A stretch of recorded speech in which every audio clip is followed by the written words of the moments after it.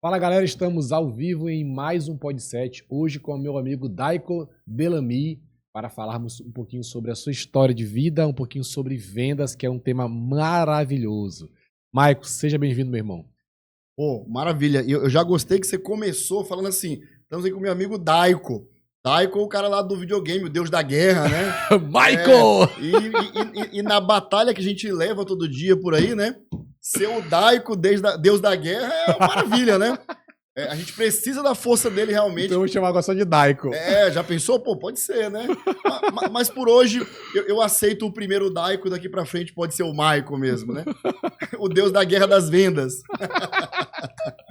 Meu irmão, que energia boa, graças a Deus. Maico, me conta um pouquinho sobre tua história, tua trajetória, antes de nós começarmos a adentrar nesse tema de vendas. Pô, maravilha, Gustavo. Primeiramente, muito obrigado pelo convite. Satisfação enorme poder participar com você aqui do seu podcast. Show. Já vim acompanhando há um tempo e fiquei muito honrado Glória a Deus. pelo convite, tá? Então, eu sou maranhense, nasci no interior do estado, nasci na cidade de Coroatá, no interior do estado. E aí, bem novinho mesmo, bem criancinha, eu fui morar em São Paulo, né? Quantos anos? Eu acho que eu tinha 1 ano de idade, eu acho, foi muito, muito novo, né? Muito bebê, né? E aí fui morar com meus pais em São Paulo, e aí depois meus pais se separaram já lá no início da década de 90, né? Aí vim morar com a minha mãe no Maranhão novamente, dessa vez em São Luís. Aí a partir daí foi estudar, né? Minha primeira oportunidade profissional, eu me lembro bem, assim, profissional de verdade, né? Eu estava cursando ainda acho, o 3º ano na escola, né? Aí minha mãe entrou assim no meu quarto, né? Assim, um quartinho pequenininho, uma televisãozinha, né? E aí minha mãe entrou lá no meu quarto, me olhou assim, né, com uma cara de zangada e falou assim: "Faz muito bem. A gente aqui numa dificuldade danada e você aí deitado, né?" Cara, aí essa mensagem, ela me tocou assim de uma maneira que parece assim que virou uma chave na minha cabeça, né? Acho que eu tinha ali o quê? 15, 16 anos, eu acho, né? Aí eu falei, cara, beleza, vamos trabalhar, né? E aí a primeira oportunidade que eu agarrei, tinha um hambúrguer lá perto de casa, lendário. Eu morava ali no Maranhão Novo, na rua ali do antigo Carone, que hoje é Camino, né? Acho que é isso, né? Tinha ali um trailer que o cara colocava de um hambúrguer, né? Que era um plágio do Bob's. Ele chamava Boys. Aí era gostoso no Bob's, né? O dele era delicioso no Boys. Um cara, gente finíssima, Fabão. Pô, Fabão, abraço, meu amigo, você assistir. E aí, pô, me deu uma oportunidade e eu comecei a trabalhar lá, né? Cara, e a partir daí, eu peguei muito gosto, não só pelo trabalho, né, em si, ali, mas também em lidar com pessoas. Show. Em lidar com pessoas o tempo todo, fazendo atendimento, né? Aquele relacionamento com clientes ali. Porque lá estava sendo um hype danado, né? O estabelecimento dele, que era um trailer na avenida, né? Então era muita gente que dava. Então, a partir dali, eu ganhei essa... 15 anos, 16 anos. Uns 16 anos que eu tinha, né? Eu tava na escola ainda. E aí, a partir daí, quando eu terminei o ensino médio, né? Eu fui trabalhar na C&A. Na C&A, eu fui um dos primeiros, acho que foi da segunda leva de funcionários da C&A, né? Foi daquela primeira loja da C&A que tinha lá no final da Rua Grande. Sim. Porque depois começou a aparecer o shopping, C&A para todo lado, até na própria Rua Grande depois teve outra, né? Mas naquela primeira loja da C&A que tinha no final da Rua Grande, eu fui das primeiras levas de funcionários, né? E aí, pô, cara, mais uma escola, né? Aprendi muito lá, se trabalha muito, né? Se trabalha bastante, né? Pô, descarreguei caminhão, né? Carreguei caixa de sapato. Cara, assim, chegava bem cedo, saía muito tarde. Mas tudo que vai moldando. Foi uma escola, foi uma isso, faculdade para ti. Tanto da parte que se aprende, porque é uma empresa cheia de processos claros, né? Para todas as áreas. Quanto também você vai ganhando essa casca grossa, né? Que a gente precisa para encarar os desafios maiores que virão. Você aprende a não ficar com mimimi, a não ter que esperar a oportunidade certa. Não, você vai encarando esses desafios e aí você vai ficando, né, com a força necessária para seguir. E aí foi quando eu, ainda trabalhando na C&A, eu tive uma oportunidade de fazer um processo seletivo para a Sul América Seguros. Na época, eu não era como corretor, era na parte administrativa, né? Porém... Passou quantos anos na CA? Um ano. Exatamente um ano. Um ano, exatamente. Aí eu tive a oportunidade de fazer um processo seletivo para a Sul América. E aí fui fazer um processo seletivo lá. E assim, eu era o mais novo. Eu acho que eu tinha 19 anos e a sala cheia de adultos, já pessoas maduras. Quando eu cheguei até... Todo mundo lá assim, vestido social. Eu cheguei com uma calça, aquelas calças folgadas, né?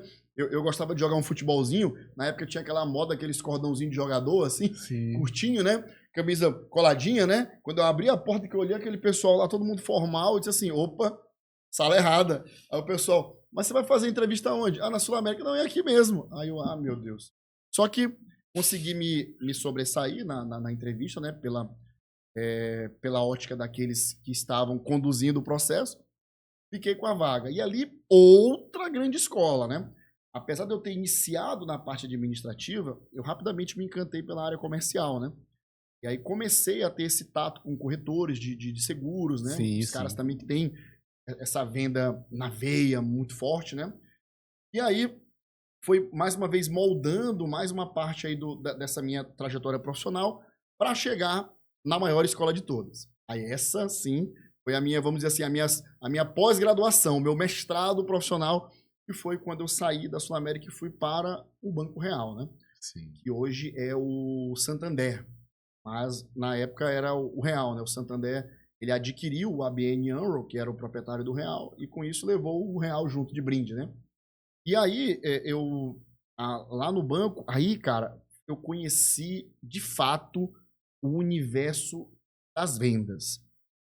Ali no banco, eu tive o contato com aquilo que... Passou quanto tempo lá no Banco Real? Ah, no banco já foi quase 7 anos. Quase 7 anos. Lá sim foi tua escola. Assim, lá onde tu aprendeu. vamos dizer que todas essas outras etapas tenham sido, vamos dizer assim, anos aí da formação, né? E lá tenha sido, assim, vamos dizer, após o mestrado, né? O doutorado, porque, cara, quem já teve a oportunidade de trabalhar num banco, principalmente numa área comercial de um banco privado, sabe o que eu tô falando? Você sai de lá totalmente acelerado. Sim. Acelerado. O banco, ele tem essa cultura de vendas muito forte no seu dia a dia, sabe a importância de treinar a equipe, sabe a importância de estabelecer uma cultura, não só de vendas, como eu costumo dizer. Tem muita gente que fala assim, cultura de vendas. Vai ver, qual que é a cultura de vendas dessa empresa? É reunir os vendedores diariamente ou regularmente para cobrar vendas. Então, isso não é cultura de vendas, né? Cultura de vendas é muito mais amplo do que você fazer reuniões periódicas para cobrar resultado, né? Então, o Banco Real, ele tinha também uma preocupação em estabelecer na sua equipe uma cultura de aprendizado em vendas. Então, todos os dias nós tínhamos ali 30, 40 minutos, 1 hora para tratar sobre roteiro, técnicas, as melhores estratégias para se abordar cada perfil de cliente, para esmiuçar produtos e entender qual era a melhor forma de abordar oferecendo aquele produto, né? Então, isso vai fazendo com que os vendedores da equipe fiquem assim, com um nível de performance muito alto. Porque quanto mais você desenvolve conhecimento sobre o produto ou serviço que você vende, e mais você desenvolve conhecimento técnico, a tua autoestima fica maior, o teu poder de persuasão fica maior, você fica muito mais confiante e um profissional com esses atributos vira uma máquina de dar resultado. Perfeito, perfeito. E a cultura de vendas hoje de muitas empresas é uma cultura apenas de cobrar. Hoje, quando tu entra numa empresa, qual é os processos que tu ensina para uma empresa que não tem essa cultura de vendas e que a única cultura que tem é só dessa cobrança? Bom, maravilha. A primeira coisa que eu falo sempre, olha, eu não implemento processo de vendas. Essa não é a minha especialidade. Se eu for consultado sobre uma melhoria que possa haver no processo existente, sim, posso gerar ali minhas sugestões e opiniões tranquilamente. Sim. Mas a minha especialidade é gerar uma cultura de aprendizado em vendas. Entendi. A bandeira que eu carrego é que todas as empresas precisam ter uma iniciativa regular, recorrente, de fazer com que seus vendedores estudem técnicas de vendas e estudem sobre os produtos que vendem. Show. Hoje o que a gente vê é o quê? As empresas, como eu falei agora há pouco, vamos fazer uma reunião todo dia de manhã.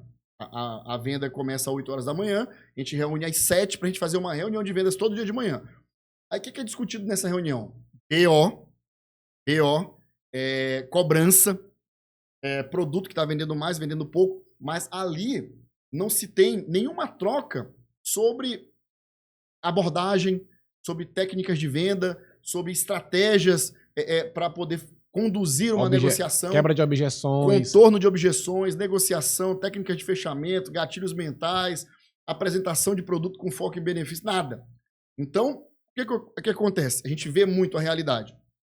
Chega na empresa, a empresa sabe exatamente o que tem que fazer. Os líderes têm clareza sobre os números. Olha, a gente precisa chegar a tanto. Para a gente chegar a tanto, a gente vai ter que vender tanto desse produto, tanto desse, tanto por dia, tanto por semana, para chegar nesse resultado. Clareza total dos números.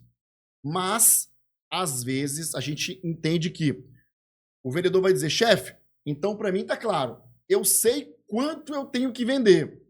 Mas, chefe, quando eu chegar lá no cliente, eu vou dizer o quê? Eu digo o quê? É preciso que a empresa tenha clareza de quanto tem que vender, como vai vender e o que vai dizer. Então, eu costumo sempre... eu tenho um cara que eu acompanho, sou fanzaço dele, né? Que é o Thiago Reis, um player feroz de vendas. Eu sou muito fã do Thiago Reis. E o Thiago Reis diz, cara, vendas você não tem como prever. Eu não tenho como mensurar ali, prever quanto que minha equipe vai vender. Quantos celulares minha equipe vai vender. Trava a língua, quase não foi, né? Celulares. Mas eu consigo prever e consigo ter controle sobre quais as ações minha equipe vai fazer para vender os celulares. Por exemplo, eu consigo saber quantos celulares eu vou vender em novembro? Eu tenho uma meta, eu tenho uma projeção, mas eu não tenho como ter controle sobre a quantidade exata que será vendido, correto? Sim, sim. Mas eu consigo ter controle sobre a quantidade exata de contatos que serão feitos por dia para buscar a venda destes aparelhos, correto? Correto. Então, eu não tenho como dizer categoricamente que o Gustavo hoje vai vender 10 aparelhos, mas eu posso garantir que hoje o Gustavo faz 50 contatos. Maravilha. Então, se eu consigo controlar as ações que geram o resultado, eu fico muito mais próximo do resultado. Mas isso também, Gustavo, não é o suficiente.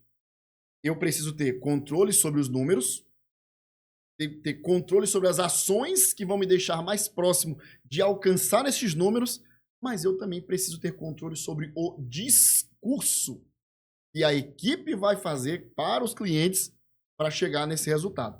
Tem uma história engraçada. Eu cheguei para um cliente meu, falei assim, olha só, essa empresa, ela é sua filha? Ele falou, Marcos, é minha filha, isso aqui é como se fosse minha filha. Eu fundei, eu tenho um carinho especial, é como se fosse uma filha minha. Eu falei, maravilha. Você imagina só, você tem um corpo de vendas na casa de dezenas de vendedores, né? Você tem mais de 60 vendedores na empresa. Todos os dias, mais de 60 vendedores saem de suas casas para irem em estabelecimentos comerciais falar da tua filha para esses comerciantes. Você tem duas opções. Você deixa esses vendedores falarem o que vier na cabeça deles, no improviso, maluco, ou você quer ter um certo controle, um certo direcionamento sobre o que esses vendedores vão falar sobre a tua filha? E ficou pensando, Michael, tem que controlar, né? Eu não vou deixar os vendedores por aí falando o que vierem à cabeça deles sobre minha filha. Eu tenho que ter um certo direcionamento sobre isso, né? Então, essa cultura de vendas, eu costumo dizer que ela tem 4 pilares, Gustavo. Tem que ter o controle, lógico, de números, de resultado, né? Eu preciso saber quanto que eu preciso, quanto falta para chegar lá. Eu tenho que ter esse controle exato. Não tem como fugir disso. Mas eu também tenho que controlar mais ainda as ações que vão me fazer chegar nesse resultado, o discurso que a minha equipe vai usar, ou seja, quais são os melhores roteiros, as melhores argumentações que minha equipe pode vender para cada produto e para cada perfil de cliente. E o quarto pilar é o controle do engajamento. Eu também tenho que ter uma preocupação se minha equipe está o tempo todo na mesma página que eu. Se eles estão comprando a minha briga, né? Se a minha briga está comprada pelos vendedores. Ou se eu estou fazendo tudo isso aqui e está entrando por um ouvido e saindo pelo outro. Eu não estou tendo engajamento do meu time com todo esse processo. Perfeito, perfeito. Olha que interessante. Eu quero fazer uma pergunta para ti, até mesmo antes de entrar a fundo nesse tema. Tu estavas no Banco Real e qual foi o momento que tu pensou, nossa, eu preciso me comunicar com os vendedores, eu preciso ensiná-los, porque aqui tem um desafio, o desafio de falar em público. Oratória é considerado por muitos como o principal medo. O primeiro é o medo de falar em público, o segundo é o medo de morrer, o medo de cobra, e o terceiro é o medo de morrer. Medo de cobra ainda vem segundo? É bem segundo. E o terceiro é medo de morrer. E você juntou isso, cara, eu vou pra cima, eu vou me comunicar, eu vou ensinar. Como foi essa virada de chave? Como foi que nasceu essa empresa, esse sonho, esse propósito? Bom, primeiro tem que voltar um pouquinho no tempo. Isso. Né? Nossa história parou lá no Banco Real. No Banco Real. Então, a minha formação é em publicidade e propaganda. Show. Eu formei em publicidade e propaganda em dezembro de 2007, na extinta Faculdade de São Luís, né? Então, eu comecei e até hoje exerço essa profissão. Eu tenho uma agência de publicidade, né? A Epapu Marketing, a gente já tem mais de 10 anos de trajetória, já atendemos e ainda atendemos várias marcas bem conhecidas de São Luís. E aí o que acontece? Como eu sempre tive essa veia vendedora, apesar que daqui a pouco eu vou dizer, viu? Guardem isso, eu vou falar isso aqui, mas daqui a pouco eu vou explicar por que não existe esse negócio de dom de vendas. Vendas não é dom. Mas calma, que eu vou já explicar. Vou chegar lá, calma aí. Então, voltando à pergunta do Gustavo, então eu sempre tive essa veia vendedora, sempre fui um cara estudioso de vendas, né? Sempre gostei de ler muito conteúdo sobre vendas, livros, podcasts, né? Acompanhei vários players, Flávio Augusto, Monstro Sagrado, Caio Carneiro, o professor Eduardo Teva, o Thiago Concer, Thiago Reis, enfim, tem vários players que eu acompanho sempre. E aí o que eu fazia?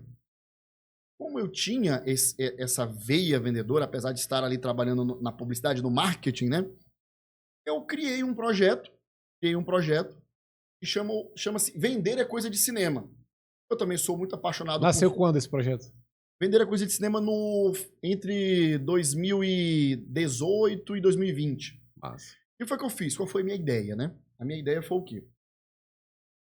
Como eu tenho esse conhecimento sobre vendas, mas não tenho nenhum projeto profissional nessa área, uso o meu conhecimento para o meu próprio desempenho na agência, no meu negócio de publicidade, de marketing, o que eu vou fazer? Frequentando as empresas dos meus clientes, eu percebi as dificuldades que eles tinham com comercial, né? Com equipe de vendas destreinada, né? Aí eu falei assim, cara, para gerar valor para os meus clientes, o que eu vou fazer? Cara. Eu vou desenvolver uma palestra sobre vendas e vou sempre dizer, ó, no dia que tiver sua convenção de vendas, me convida que eu faça uma palestra lá para você, sem custo. Você já é meu cliente aqui na agência, presente para você uma palestra. E aí comecei a fazer isso. Mas antes disso, tu já tinha palestrado em algum local? Tu já tinha o domínio com as palavras? Sim, ó. Lá, quando eu morava ainda em Coroatá, lá no interior, pequenininho lá, né? Ia passar férias em Coroatá, vinha de São Paulo, né? Ia passar férias lá no interior. Meu padrinho, que era bancário do Banco da Amazônia, meu padrinho, o que ele fazia? Ele me pegava em casa, me levava no banco, lá no intervalo, para me contar piada. Então eu sempre tive essa coisa de criança, nunca tive... Tinha quantos anos? Criancinha, neném, eu nunca tive vergonha de falar em público. Eu nunca tive... Piada, até hoje tá bom de piada, mas... Bom de piada. Esse meu padrinho, cara, é uma pessoa, porra, assim, do meu coração, ele já é falecido, né? Mas eu, assim, foi uma das pessoas que eu mais me espelhei como homem, né? É o seu Henrique Vilarindo, né? Então, eu tinha, assim, tenho ele, né? Sempre tive como um grande espelho de homem que eu gostaria de ser, né? Então, ele gostava muito de piada, ele comprava os livros lá do Ari Toledo, do Costinha, né? E aí eu ia lá pra casa dele e a gente ficava, né, lendo o livro e contando piada um pro outro. E aí ele achava o máximo me levar lá no banco e eu contava piada pra galera, né? E aí, isso, criança ali, 3, 4 anos, pô, 5 anos, né? Quando eu vinha passar férias aqui em São Luís, no Maranhão, né? Antes de definitivamente voltar no início da década de 90. Então, quando eu fui trabalhar no Banco Real, eu fiz parte de um projeto chamado Real Forças Armadas e Real Universitário. O Real Forças Armadas era um projeto específico do Banco Real para militares. Tanto é que eu passei 1 ano e meio frequentando ali o 24º BC, né? Que hoje é o 24º BIS. Eu tenho, assim, os valores militares muito fortes na minha vida por conta disso. Apesar de não ter sido um militar da ativa, eu sou reservista, né? Mas, pelos bons serviços que prestei ao quartel, eu ganhei uma homenagem, né? Que foi o título de Legionário do Exército Brasileiro. Então, ali eu fazia palestras para eles sobre finanças, ajudava os militares a melhorar ali a condução financeira, né? Top, com relação a banco. Depois, eu fui para o Real Universitário, onde eu atuava dentro dos bancos reais que existiam dentro das universidades. Deve lembrar que dentro de cada Selma tinha um real. Sim. Dentro da antiga Fama tinha um real, né? E na UFMA tinha lá um banco real. E aí, o que eu fazia? Eu reunia os alunos nos auditórios e fazia palestras sobre o Real Universitário. Que era aquele programa do Real que tinha o cartão de crédito sem comprovação de renda para estudante, né? E aí ali eu já fazia palestras para os estudantes, né? Para falar sobre esse benefício. Então, eu nunca tive, Gustavo, nenhum tipo de problema para falar em público. Pelo contrário, eu gosto pra caramba, entendeu? Eu sempre tive essa, vamos dizer assim, essa habilidade, né?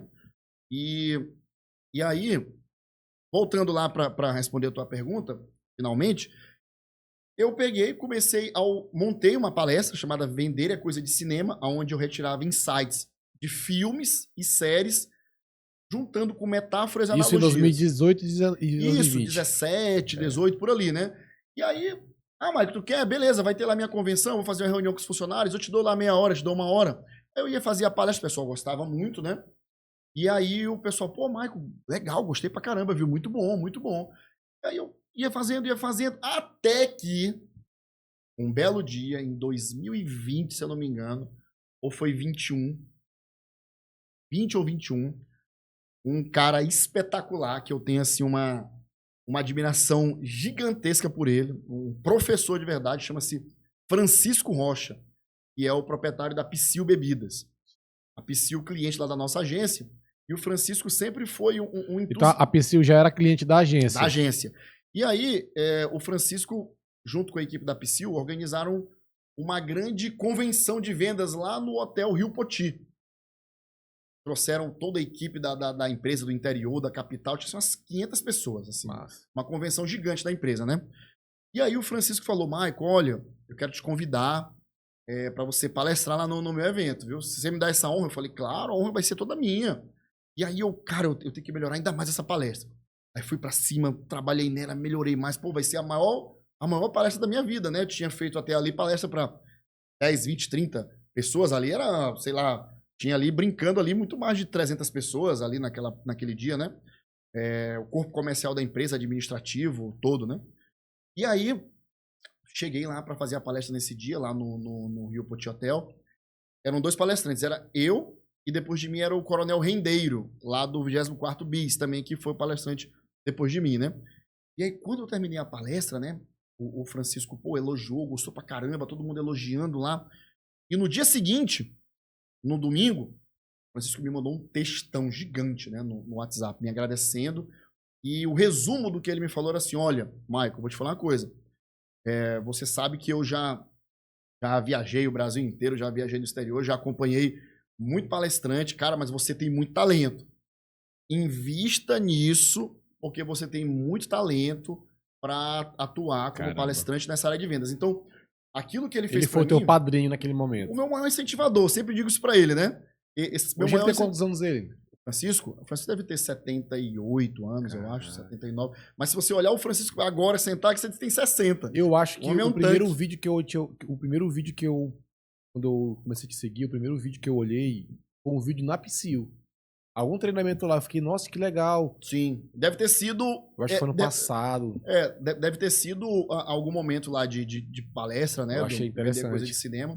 E aí depois disso, Ele ainda falou para mim assim, olha, quando você estruturar o teu projeto para você transformar essa tua palestra num produto de vendas para treinar vendedores, você me fala que eu vou ser teu primeiro cliente. Cara. Ele falou para mim, né? E aí, por incrível que pareça, eu estruturei o projeto, comecei, né? Fundei a minha escola de vendas também, né? Qual é o nome dela? Delamy. Delamy, que é meu sobrenome, né? Não é Daico, é Michael. Daico é o deus da guerra. Essa aqui é. Eu te batizei com um novo chamado. Você é Daico, o deus das vendas. Aí eu tô com essa camisa aqui, ó. Ó, não é UFC, tá? É UVC. Ultimate Vending Championship, o campeão absoluto de vendas, né? E aí, lá no UFC tem o Daico, que é o deus da guerra, que é o lutador brasileiro, o Davidson Figueiredo, né? Eita, que eu sou fãzaço do Davidson. Então, pô, mais um motivo de ficar orgulhoso aí. Daikon! Um erro que acabou virando um elogio, né? É isso aí. Mas, Gustavo, então foi daí, né? E aí, top, cara. Eu comecei a implementar o projeto em outras empresas, né? E conseguia ter muito sucesso. E eu sou assim, eu sou muito inquieto. Isso em 2020 tu fechou com a Psyll? Não, 2020 eu fiz essa palestra emblemática. Aí 2021 tu fechou, tu estruturou e fechou com ele? Não, aí, apesar dele ter dito que o primeiro cliente seria ele, acabou não sendo. Acho que ele foi o 15º, né? Porque acabou que eu desenvolvi o projeto, apliquei em outras empresas, e eu sou um cara que, sim, que eu sou muito inquieto. Eu gosto sempre de estar melhorando as coisas, né? Então, assim, se você desenvolver um projeto comigo de vendas 30 dias atrás, se você fizer outro agora, já vai estar melhor. Porque eu vou sempre melhorando, eu sempre busco. Eu fico muito inquieto para fazer com que aquele conhecimento fique ainda mais profundo, mais técnico, né? Eu levo o meu projeto como se fosse um show. Eu busco sempre fazer o quê? Tem que ter conhecimento técnico, mas eu também gosto de que seja uma fonte de entretenimento. Eu poderia muito bem... eu tenho um projeto de vendas, eu tenho uma escola de vendas. Vamos falar de quê? Vamos falar de abordagem, vamos falar de levantamento de necessidades, vamos falar de apresentação de produto com foco em benefício, controle de objeções, negociação, fechamento, gatilhos, enfim. Não, mas eu gosto de fazer o quê? Eu gosto de trazer um pouco de entretenimento, um pouco, às vezes, até de vamos dizer assim, de bom humor, para deixar tudo mais leve.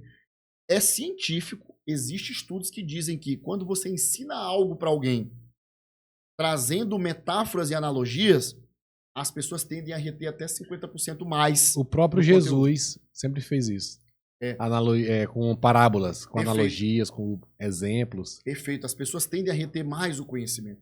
Então, o vender é coisa de cinema é justamente isso. Por exemplo, o meu treinamento de abordagem com metáfora do filme A Origem. Abordagem, a origem da venda. Né? Então, qual que é a metáfora do filme? Lá no filme, o Leonardo DiCaprio e a trupe dele lá, eles entravam na mente das pessoas durante ali um sono para plantar ideias, né? Então, na abordagem, o que a gente precisa é ali naquele primeiro momento plantar no cliente a ideia de que você pode de fato ajudá-lo, que ele pode gostar e confiar em você, né? É ganhar o direito de seguir com o atendimento. Então, você planta essa ideia na cabeça dele ali na etapa da abordagem. E aí, por exemplo, o treinamento de levantamento de necessidades, né? De perguntas poderosas em vendas, lembra do filme Eu Sou a Lenda? Sim. No meu universo Eu Faço a Venda. Então, tem todos os meus cursos, treinamentos, eu sempre trago uma metáfora, uma analogia com filmes e séries para deixar mais marcante, ter esse meu jeito, né? Que eu tenho muita energia, eu sou muito irreverente, eu gosto de trazer bom humor e muita energia em tudo que eu faço. Então, essa foi a maneira de deixar isso com a minha cara, entendeu? Perfeito, eu acho fantástico. Uma coisa que eu percebo é que tu tem muito networking. Você consegue entrar em várias empresas, em vários locais, já palestrou em várias partes do Brasil. E me chamou a atenção que o teu padrinho, digamos assim, o idealizador da sua ideia, ele foi o teu 15º cliente. Então, tu tem vários clientes nessa área. Como foi que surgiu essa captação de clientes para esse projeto? E quais são as dicas de network que tu pode passar para os vendedores que estão te acompanhando agora? Bom, o Francisco, ele foi assim, um grande incentivador, né, do projeto. Ele foi o cara que virou a chave e me fez ver que eu poderia, a partir daí, ter um negócio disso, né? E não só uma iniciativa para gerar valor para o meu negócio atual na época, né? E a partir daí, eu usei o próprio conhecimento que eu vendo para poder gerar negócios para mim. A casa de ferreiro, o espeto não pode ser de pau, né? Então, dentro desse networking, né, que você acabou de dizer muito bem, eu acredito assim que um dos meus maiores patrimônios que eu tenho é esse networking, né? Eu, de fato, tenho muito trânsito com diversos empresários de São Luís, né? Em todos os tamanhos aí e ramos de empresas, né? O associativismo também, né? Por fazer parte de entidades que tem o associativismo como propósito também me abriu muitas portas, né? Como na AGE, na Associação dos Jovens Empresários do Maranhão, eu já tenho mais de 10 anos de associado, já fui diretor de comunicação, né? Na gestão do presidente Fábio, como na ABRAD, que é a Associação Brasileira de Agentes Digitais, a qual eu ajudei a fundar a filial do Maranhão, e estou como presidente já no segundo mandato, né? Que é a Associação Brasileira de Agentes Digitais, a ABRAD-MA, né? Então, o associativismo, ele me ajudou a abrir muitas portas, mas também eu sempre gosto muito de trabalhar o quê? Eu sempre trabalhei muito na minha vida essa coisa do gatilho mental da reciprocidade. Perfeito. Eu acho que isso é algo que também me ajudou muito. Eu já recebi muitas críticas por algumas vezes fazer coisas pelos outros sem pedir nada financeiramente em troca, né? Então, assim, na minha trajetória da agência e da escola de vendas, muitas vezes eu já palestrei de graça, já fiz ali, já tive mentorias gratuitas, já dei orientação para a equipe sem cobrar nada, mas sempre algo retornou para mim. Então eu acredito muito nessa lei da semeadura. Eu acho que não ser, vamos dizer assim, entre aspas, mesquinho, se dá para dizer isso, ou seja, ficar focado o tempo todo no ganho imediato, eu acho que essa foi uma grande estratégia que durante toda a minha vida me abriu muitas portas. Então, hoje tem muito empresário de São Luís em posição de destaque que às vezes me liga para trocar uma ideia sobre marketing, sobre vendas, conversas que se você fosse cobrar é como se fosse uma mentoria, né?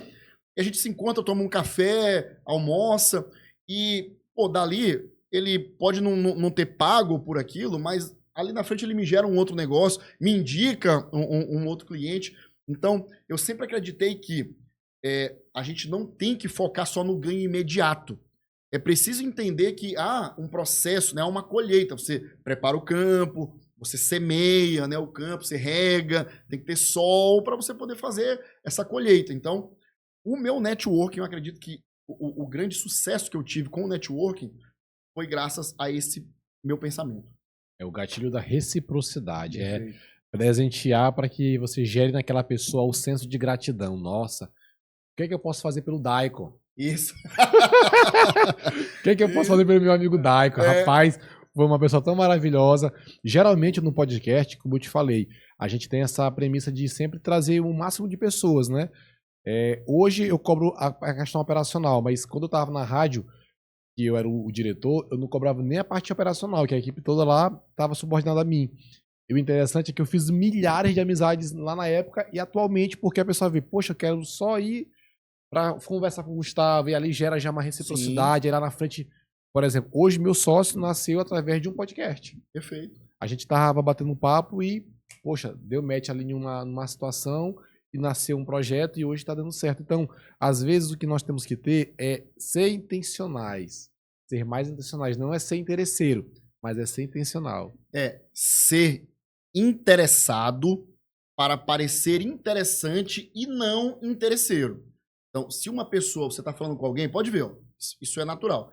Se você está conversando com alguém e essa pessoa, por exemplo, está no celular, ela larga o celular e te dá atenção, ela para você parece uma pessoa interessante. Por quê? Porque ela está interessada no que você está falando. Então, quando alguém vai falar com você e você demonstra de forma genuína interesse no que ela está falando, perfeito, você se torna para ela também uma pessoa interessante e não interesseiro. Então, isso também é um conceito ótimo, parece simples, mas se você aplicar com intenção, você colhe muito resultado. E Daiko? Michael. Ó, Daiko é brincadeira, viu, pessoal? Mas tá pegando. Mas tá pegando, né? Tá pegando, né? O Deus da guerra. E, Michael, mas a questão também que tu falaste aí, o rapport. O rapport realmente é isso, né? Quando você gera essa conexão genuína, geralmente as coisas dão certo. Geralmente quando você está numa palestra, quando você está num treinamento, quando você está num atendimento, gerou o rapport, vai ter uma conversão, vai ter ali uma conexão de forma genuína. Perfeito. E muitos vendedores, né, que a gente entrando para esse lado agora também, que eu gosto de falar muito, que é da mentalidade dos vendedores, né? Muitos vendedores falam que conhecimento sobre técnicas de vendas é besteira, é bobagem, que basta o vendedor ser falante, carismático, e isso resolve tudo. Então, por exemplo, a primeira missão de um vendedor, quando há uma abordagem com o cliente, é estabelecer o rapport. E as pessoas tendem a comprar mais de que elas gostam, de que elas confiam. Então, você precisa estabelecer isso rapidamente. E aí, quando você conhece técnicas como gatilho mental da afinidade, própria técnica de rapport, gatilho mental da adulação, escuta ativa. Quando você conhece técnicas, você faz o quê? Você consegue estabelecer isso de forma intencional. Porque muitas vezes o vendedor, eu sou falante e tal. Mas aí você está atendendo um cliente que tem um perfil mais dominante, um perfil mais paciente. Que ele é mais fechado, ele não quer que você fique ali espalhafatoso falando muito, ele fica até incomodado. Então, se você conhece o perfil comportamental desse cliente, identifica rapidamente, você se adequa e usa a técnica ideal para estabelecer um rapport com ele. Então, é por isso que o vendedor precisa conhecer técnica de venda. Não existe, eu sou desse jeito, eu atendo assim, eu vendo assim, eu sou assim com todo mundo. Não, você está perdendo oportunidades de ter melhores resultados. Interessante demais. Maicon, todos nós passamos por momentos difíceis, todos nós passamos por vales de sombra da morte. Todos nós temos aquele momento de, poxa, cara, foi difícil, mas que geralmente traz um grande aprendizado. Qual foi esse momento na tua vida? Olha, eu tive um momento de muita virada de chave na minha vida. Foi na época que eu saí do banco, né? Eu saí do banco, a saída do banco não foi como eu imaginava. Então, eu tive um período ali em que eu percebi que, como arrimo de família, né? Com filha pequena, com mãe ali para cuidar, né? Sendo o arrimo ali da casa, eu ia ficar sem renda nenhuma, né? E as contas não iam parar de chegar. Então, naquele momento ali, eu tive que mergulhar de cabeça, na época, no universo da publicidade, do marketing, né? Criei um projeto, me lembro como se fosse hoje. O nome lá do podcast que eu entrevisto os empresários, chama-se O Caderno que Virou Empresa. Por que o nome do meu podcast é O Caderno que Virou Empresa? Porque um belo dia, eu me vi sem nada, sem perspectiva nenhuma. Ali o ano era 2010, eu acho. E eu olhei a caixa onde eu tinha pego as coisas da minha mesa do banco, né? Que você desfaz a mesa quando sai, né? E tinha lá um caderno, agenda, no plástico ainda, que um cliente tinha dado de presente. Eu peguei aquele caderno ali, fui lá para a sala de casa, tinha uma mesa que estava torta com a perna caindo, uma sala que poucas pessoas frequentavam, ficava meio isolada da casa, né? Ajeitei aquela mesa junto com a minha mãe, com arame ali, peguei ali umas estantes de plástico, aquelas estantes montáveis, né? Organizei ali um projeto de escritório, né? Abri esse caderno e olhei 2 páginas. Nessa primeira página, eu vou escrever tudo aquilo que o meu conhecimento atual me permite ajudar alguma empresa. O conhecimento que eu tenho hoje, como eu posso ajudar empresários? Aí enchi a página do caderno, né? Na outra página eu coloquei assim, quem são as pessoas que eu posso manter algum tipo de contato que possa me proporcionar ou me contratar ou me indicar para quem pode.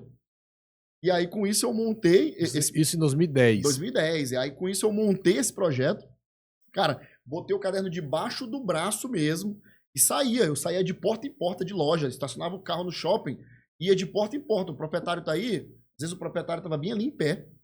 E dizer que não é. Aí, não tá aqui não, tá viajando, não tá aqui, entendeu? Às vezes, não, tá aqui, mas espera um pouquinho, eu ficava lá horas, né? E fui mesmo de porta em porta, falando, né? Pegando cartãozinho, depois ligava, naquela época, o celular de cartãozinho, né? Celular de cartãozinho, e eu ligava rápido, né? Porque senão ia cair a ligação, e ali, cara, tinha muitas angústias, porque eram muitas incertezas, né? Eu não sabia se eu ia ter uma renda na semana seguinte para me alimentar, né? Para Eu e minha família. Então, Já era casado, tinha tua filhinha, tinha tua mãe também que te ajudava. exatamente, exatamente. Então, para um chefe de família, a angústia de não saber se poderá prover aquilo que é a sua missão, que é o seu propósito junto com a sua família, essa angústia é uma dor horrível, né? É algo que deixa a pessoa com a cabeça muito virada, assim. Mas graças a Deus, tem uma coisa que eu sempre desenvolvi muito em mim, foi essa parte da mentalidade, Gustavo. Eu sou um cara que eu me considero muito forte mentalmente falando. Uma mentalidade muito forte. Eu consigo transformar dor, angústia e dificuldade em motivação. Aconteceu uma coisa ruim comigo, algo que de certa forma me trouxe algum desconforto, alguma dor, eu pego aquilo ali e digo assim, só de mal agora, amanhã eu vou fazer isso aqui, isso aqui, isso aqui. Só de mal agora. Ah, é? Pois eu vou mostrar agora como é que faz. Então, eu aprendi a maturar essas coisas na minha mente, essa dificuldade, e transformar isso em motivação. Entendeu? E, como no filme A Vida é Bela, lembra do filme A Vida é Bela? Ele passa por aquele desastre do Holocausto com o filho dele, mas o tempo todo o filho dele imaginando que aquilo é uma gincana, né?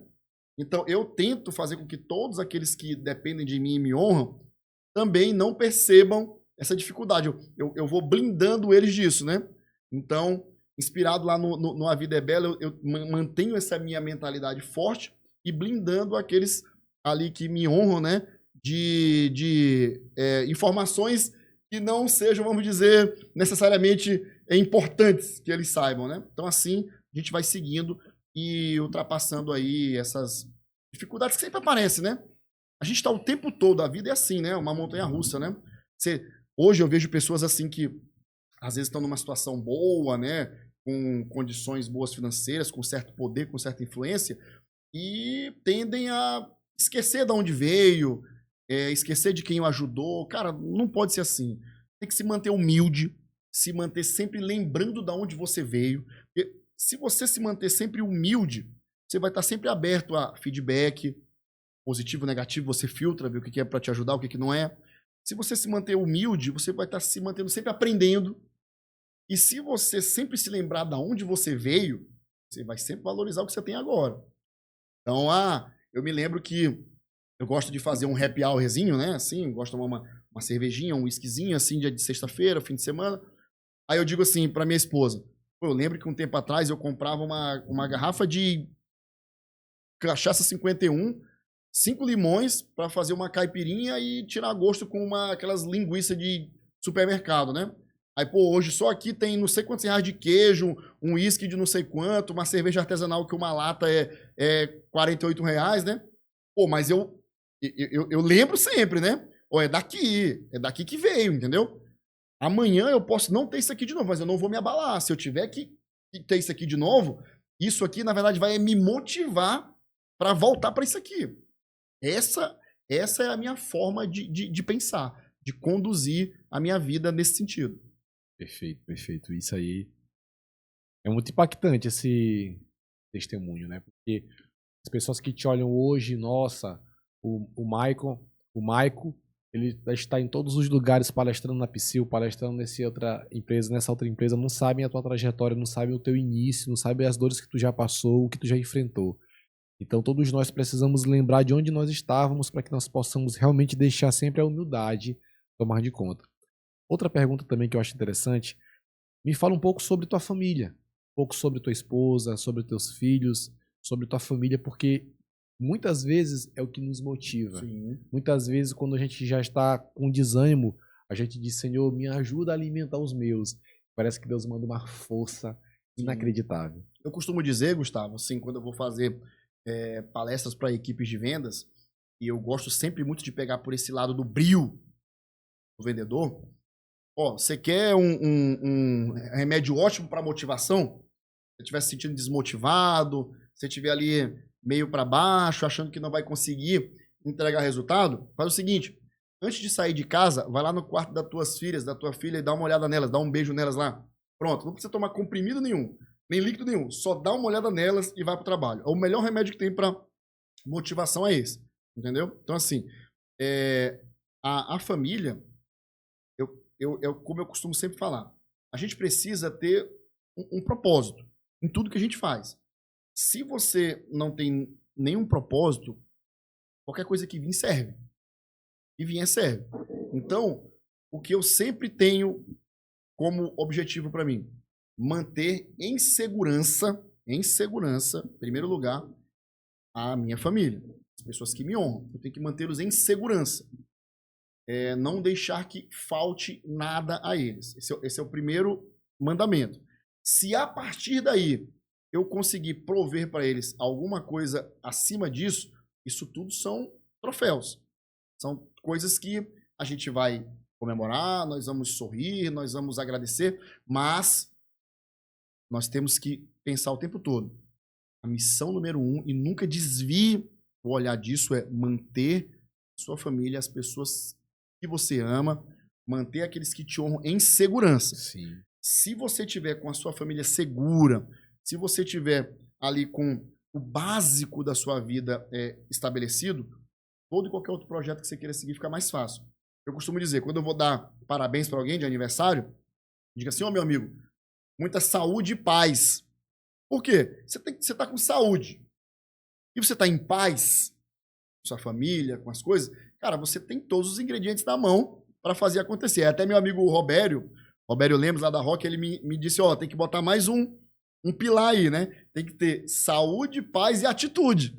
O cara, né, com saúde, estando em paz, mas não toma atitude nenhuma, também não vai acontecer nada, né? Então, eu encaro assim, a minha família é de fato uma grande fonte de inspiração, a maior de todas, e a minha grande missão principal, em primeiro lugar de tudo, é mantê-los em segurança. Se eu tiver com essa missão cumprida, tudo que vier depois daí é tudo troféu. Michael, qual é a tua preparação? Como que tu te desafia diariamente? Como é que tu te prepara para as palestras? Qual é, assim, geralmente os livros que tu gosta de ler?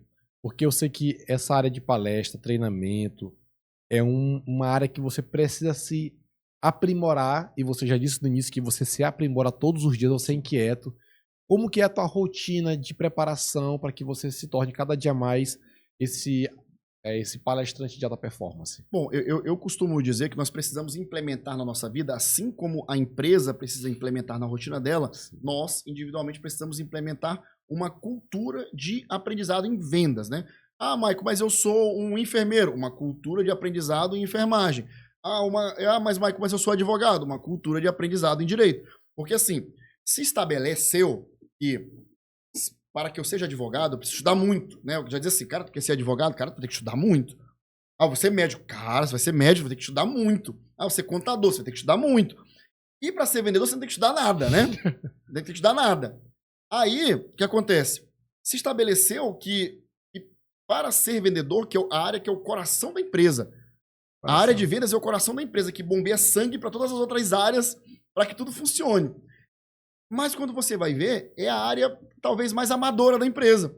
Se você for ali numa fábrica, o cara que organiza os produtos lá, por exemplo, uma fábrica de refrigerantes, um químico, você vai ver lá, o cara tem um currículo, parece um rolo de papel higiênico, né? Se você for ver lá a pessoa do RH, tem 2, 3 formações pós, né? Você vai lá, enfim. Aí você chega lá nas vendas, cara, levanta a mão aqui, o vendedor que leu pelo menos um livro de vendas nos últimos 6 meses. Levanta a mão aqui um vendedor que... E é o coração da empresa. A parte que bombeia sangue para todas as áreas, né? Levanta aqui a mão um vendedor que tem pelo menos um player que você acompanha no Instagram, no YouTube, né? Conteúdo sobre ele. Ninguém. Então, assim, o vendedor, ele precisa entender, e é isso que eu entendi, por isso que eu busco sempre me diferenciar aqui. O único caminho para o crescimento, o único, é através do conhecimento e do trabalho.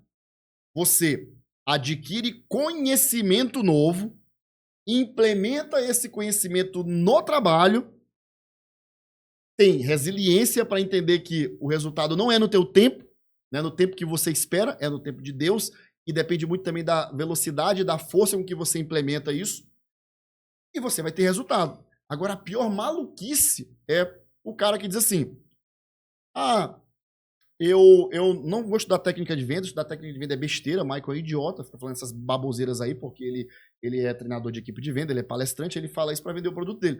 Vender é besteira. Técnica de venda é besteira.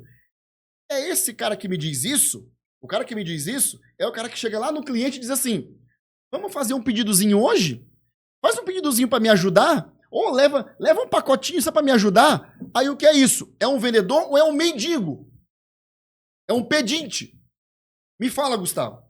Tem lógica isso? Não tem. Ele não fala que aprender técnicas de vendas é bobagem, é besteira. Isso é conversa, porque eu sou coach, eu sou palestrante, eu sou treinador de equipe de venda. Mas ele não consegue fazer aquilo que ele se propõe a fazer, que é vender. O que ele faz é atender, anota tudo que o cliente pede. E quando o cliente não pede nada para ele anotar, ele pede. Ele é um pedinte, ele vira um mendigo. E é esse cara que olha para ti e diz assim, isso é besteira. Estudar técnica de venda é besteira. Então, o que a pessoa precisa fazer, em resumo, para responder a tua pergunta, é incorporar uma cultura de aprendizado em vendas. Você não precisa que a sua empresa, é importante que a empresa faça isso, a empresa invista em treinamento, mas você também precisa ser autodidata. Hoje, o conhecimento está muito fácil de ser acessado. Se você chega ali no YouTube, bota assim, técnicas de contorno de objeções em vendas no varejo. Vai aparecer 200 mil conteúdos. Você vai escolher qual que você quer ouvir. Aí, o camarada faz o quê? Ele demora 1 hora para ir para o trabalho e 1 hora para vir do trabalho para casa. Essas 2 horas, ele vem escutando funk, forró, louvor, vem escutando pagode, MPB, mas ele não acha razoável escutar 10 minutos de um podcast de um especialista de vendas. E ele trabalha com aquilo. Né? Ele trabalha com aquilo. Então, estabelecer uma cultura de aprendizado em vendas é você entender que, para que você seja um profissional melhor, você tenha mais resultado, consiga ter mais resultado para a tua família, para você, para a tua família, dar uma vida melhor para as pessoas que te seguem, você precisa adquirir conhecimento novo. E para isso, você faz o quê? 10 minutinhos das 2 horas de música, 10 minutos vai ser um podcast de vendas. Em casa, à noite, antes de dormir, você gosta de ler a Bíblia? Faz uma leitura da Bíblia? Antes, faça uma leitura de 5 páginas de um livro de vendas. Pode ser dos mais famosos, como As Armas da Persuasão, do Robert Cialdini. Então, com isso, você vai adquirindo essa cultura. E você vai naturalmente estabelecendo rituais no teu dia a dia que vão te fazendo aprender. E quando você implementa esse conhecimento no trabalho, cara, as pessoas percebem. Todo mundo à tua volta percebe que você está melhorando, que você está aumentando o teu nível de consciência. É fato. Todo mundo percebe. E a área, para mim, a área mais importante é a área de vendas. Quando você é um bom vendedor, o dono da empresa não quer te perder de jeito nenhum. Aí o que acontece? Hoje, Gustavo, assim, Gustavo é um bom vendedor. Tá, mas por que Gustavo é um bom vendedor? Não, porque Gustavo é falante, ele é expressivo e ele tem coração, ele tem garra. Cara, isso é importante. É lógico que se eu sou um cara que eu tenho coração, eu tenho muita garra, eu sou trabalhador, se eu sou um cara que me comunico bem, isso me ajuda. Mas se eu não tiver conhecimento técnico, o meu resultado vai ser limitado. Vai ser limitado. Então, eu preciso entender que, um jogador de futebol, eu vi um cara ali na rua. Pô, esse cara é muito rápido. Esse cara vai dar um bom jogador de futebol. Não necessariamente. Ser veloz ajuda a jogar no futebol? Ajuda. Mas só ser veloz não vai te fazer um bom jogador de futebol. Esse cara chuta muito forte. Dá pra ser um bom jogador de futebol. Chutar forte vai te ajudar no futebol? Vai. Mas só chutar forte não vai te fazer um ótimo jogador de futebol. Então, as pessoas precisam ter isso. O conhecimento, Gustavo, tá até no livro sagrado. Faça o seguinte, vendedor. Olha só. Vendedor, tá ali, né? A câmera ali, né? Não acredita em mim. Não acredita em mim. Não precisa acreditar em mim. Busque o livro sagrado, onde todos, ou pelo menos a maioria das pessoas, entendem que lá estão as respostas para tudo aquilo que a gente busca na vida, que é o livro mais sagrado de todos. E olha que eu não estou falando aqui de religião, tá? Estou falando só do livro mais sagrado de todos. Então lá, tem uma passagem que diz assim, João 8,32, né? Conhecereis a verdade e a verdade vos libertará. Ou seja, eu só posso ser livre se eu tiver conhecimento. Se eu não conhecer, eu não vou poder ser livre. Maico, mas livre de quê? Cara, livre principalmente das angústias que uma vida profissional sem conhecimento te coloca. Angústia de você sempre ser um cara que não vai ter oportunidades, ou se tiver oportunidades, vai sempre ser um cara ali escanteado, com oportunidades rasas, ou vai ser um cara que vai ter muita dificuldade de se colocar no mercado de trabalho e vai viver angustiado em como sustentar a tua família, entendeu? Livre dessas angústias. Outra, Oséias 4:6, né? Ou 4:3. Diz assim, por falta de conhecimento pereceu o meu povo. Ou seja, por falta de um conhecimento específico, o povo lá pereceu. Então, cara, eu não consigo vender esse produto. Por que você não consegue vender esse produto? É porque te falta um conhecimento específico sobre o próprio produto ou uma técnica aliada a isso para que você consiga vender. Aí você vai fazer uma entrevista com esse camarada e aí você pergunta para ele, tá, você não consegue vender esse produto, né? Me fala então as 5 características diferenciais ou benefícios que esse produto tem para o cliente. Aí o cara, não sei. Tá explicado. Tá explicado. Você não conhece nenhum produto que está vendendo, e aí é mais fácil para ele dizer que não consegue vender, ou que a culpa é do cliente, que a culpa é do concorrente ou do mercado. E às vezes, quando o cliente te pergunta, já aconteceu isso, já vi situações como essa, o cliente perguntando, sim, Michael, mas quais são as vantagens que esse celular vai me trazer? A pessoa, ela quer se interessar pelo produto, mas com essa pergunta, o vendedor, já presenciei situações como essa, o vendedor na mesma hora pensa, ela não quer, e agora não adianta que tudo que eu falar aqui, ela não vai querer. Mas a verdade é que a pessoa que te perguntou está se interessando, mas o cara não sabe nem o que é time. Perfeito. Aí o cara já estraga a venda. Não, perfeito. Perdeu. O vendedor, ele tem pavor de objeção. Justamente. Principalmente o vendedor despreparado. Na primeira objeção, o cara se atrapalhou. Principalmente porque, primeiro, tem vendedores de ego inseguro que acham que a objeção é uma objeção a ele. É uma rejeição a ele e não ao produto. Não, não é isso. O cliente está te trazendo uma objeção ao produto, não é a você. Você não é o centro do universo, né? Não é a você, calma, é o produto. E essa objeção, na verdade, ela é uma dúvida. Ele está com uma dúvida, ele está com alguma desconfiança, ele está com alguma insegurança. E ele está te dando a oportunidade de reforçar o valor. Então, uma objeção é um presente para você. Se você for um vendedor preparado, que conhece bem o teu produto, todos os benefícios que ele tem, conhece bem técnicas de vendas, conhece as principais objeções que você recebe no dia a dia, já está preparado para contorná-las, cara, quando o cliente traz uma objeção, tu dá até um sorrisinho de canto de boca. Porque, tipo assim, tu já tá tão preparado para aquilo. Lembra quando a gente estava na escola, Gustavo, que a gente pegava uma prova e tu tinha estudado tanto uma prova que quando tu olhava as questões, tu ficava com vontade de rir de tão fácil que tava? É assim, se o cara estiver preparado, ele não tem medo nenhum de objeção. Agora, quando o vendedor ele tem baixo conhecimento do produto que vende, ele tem medo da objeção porque ele não vai saber responder, vai se colocar numa situação ali, vamos dizer, vexatória, né? Uma situação constrangedora, porque ele não sabe falar do produto que está vendendo.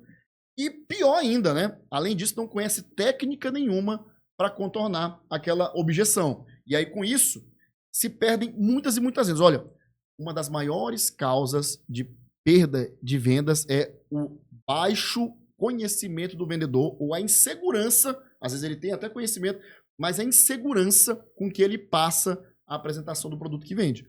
E aí, o que o cliente faz? Muitas vezes a objeção, como a gente costuma dizer tecnicamente, nem é uma objeção verdadeira, é uma cortina de fumaça. O cliente, assim, eu vou comprar de você esse celular aqui, Gustavo. Você não conseguiu me falar dos benefícios dele e tirar as minhas dúvidas de forma satisfatória. Eu não estou satisfeito. Então, com isso, acontece o quê?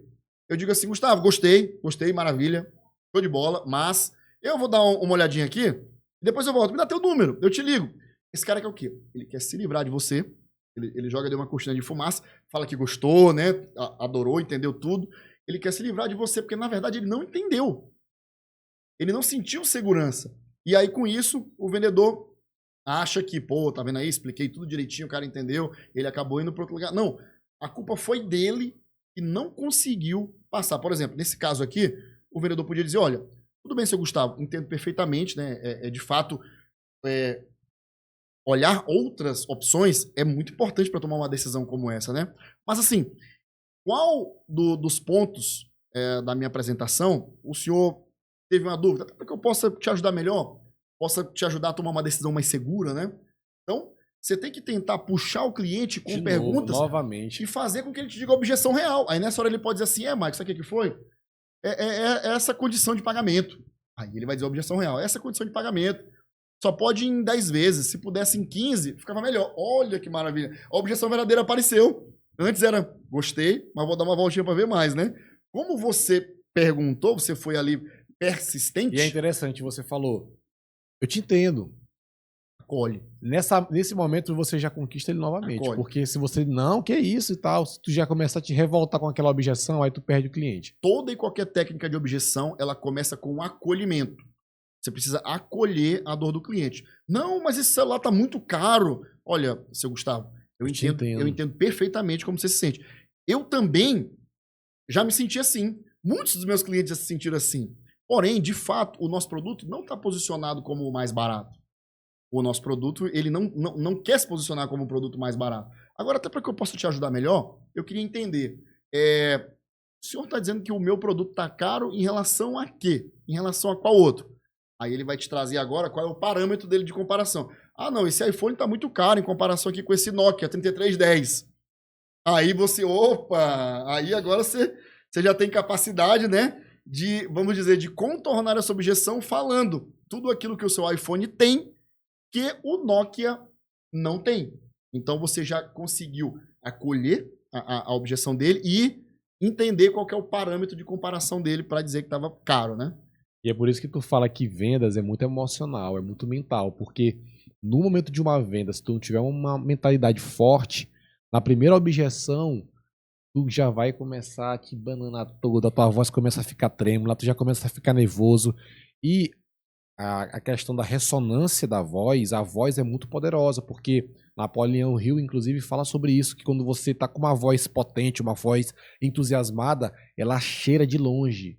Uma voz com confiança. Um vendedor com uma voz confiante é um vendedor que transmite algo. Poxa, ele tem algo para me oferecer. Algo que eu quero realmente ver se dá certo. É a questão da energia. A energia vende. Se você apresenta o produto com energia, com entusiasmo, você mostra para o cliente que você está convencido de que aquela solução é o ideal para ele. Quando você apresenta com aquela autoestima baixa, né, com aquela energia baixa, você passa para o cliente que nem você mesmo está convencido de que aquilo é bom, então ele já fica ali desconfiado, né?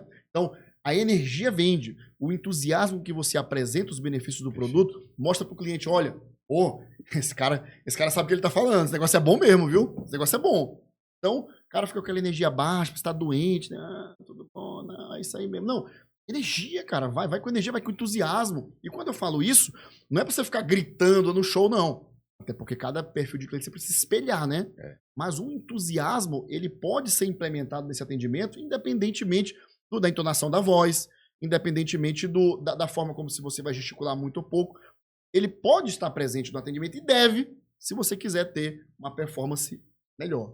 Perfeito, perfeito. Michael, já estamos chegando no fim. O podcast passou muito rápido. Não, quando for assim, tem que dizer assim, ó. Já passou muito rápido. Não, peraí, ó. Quando o Gustavo falar isso, o povo tem que dizer assim, ó. Ah, então repete de novo, Gustavo. O podcast tá chegando no fim. Não. Mas assim, cara, quando se fala de vendas, parece assim que a hora passa voando. Sim. E assim, a gente vai fazer as outras...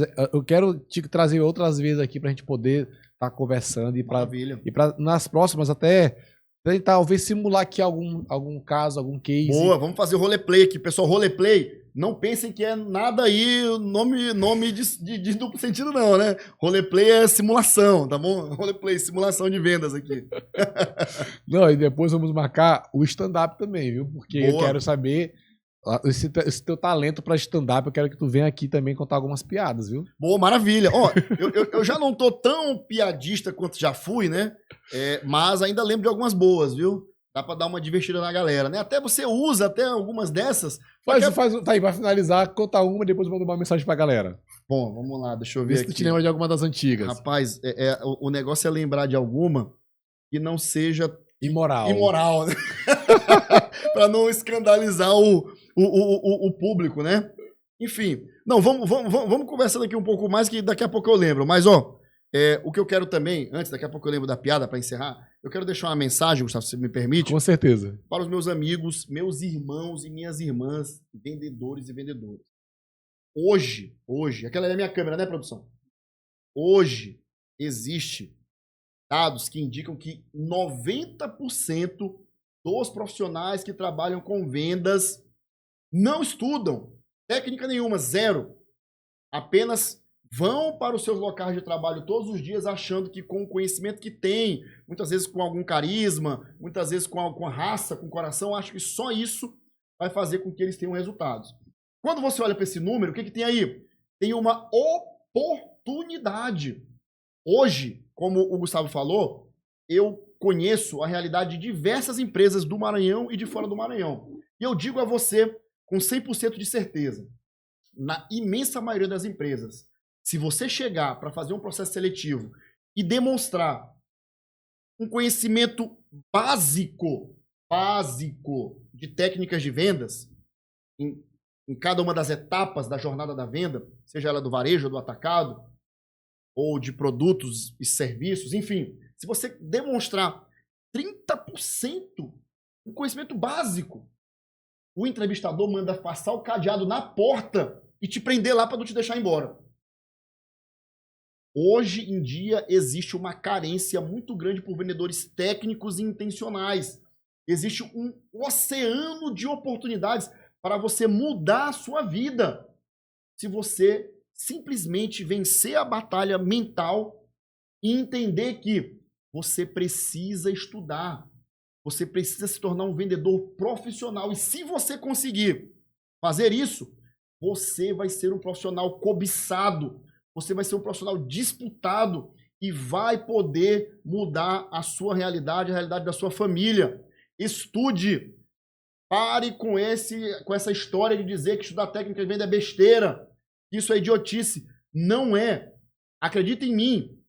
Se prepare, porque se você se preparar, se você estudar um pouquinho, conhecimento básico, você vai ver centenas de portas e oportunidades se abrirem para você. Por favor, faça isso e me cobre depois, tá bom? Show de bola, show de bola. Meu amigo, Maico, Deus abençoe. Eu vou chamar agora de Daikon, porque aí tu já vai se lembrar de mim com mais carinho. Daikon, Deus da guerra. Ó, mas deixa lá na tela depois, produção, o meu Instagram lá, tá? Lá no meu @ do Instagram, pessoal. Praticamente todo dia, eu tento fazer todo dia, tá? Eu coloco lá conteúdo sobre vendas, tá? Com técnica mesmo, coisa que se aplica. Show. Tem teoria com técnica. Fera demais. Então, vai lá no meu Instagram, porque isso é um propósito meu. Eu tenho como propósito ajudar meus irmãos e minhas irmãs vendedores a atingirem uma performance melhor, a serem profissionais melhores, técnicos intencionais. Então, se você puder, @Maico, MaicoDlamy, @Maico Delamy, vai lá e acompanha lá no Instagram que você vai ver. Tem muito conteúdo legal pra você, tá bom? Show de bola, pessoal. Tamo junto, meu irmão. Obrigado. E Valeu, até a Gustavo. próxima, viu? Valeu. Valeu. Missão dada, missão cumprida. Valeu, galera. Caveira! Caveira!